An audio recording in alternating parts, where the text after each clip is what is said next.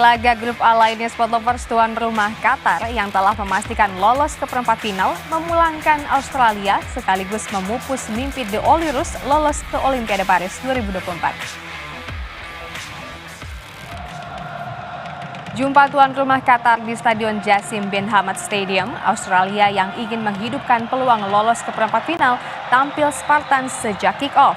Di menit 26, peluang hadir lewat Rhys Yuli, namun belum membuahkan hasil.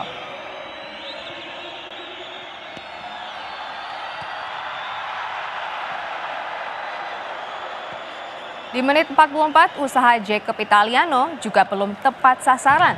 Kondisi ini memaksa skor 0-0 bertahan hingga kedua tim masuk ke kamar ganti. Babak kedua memasuki menit 75, ancaman Lachlan Brook juga masih membentur mister gawang setelah sebelumnya mampu ditepis kiper Qatar.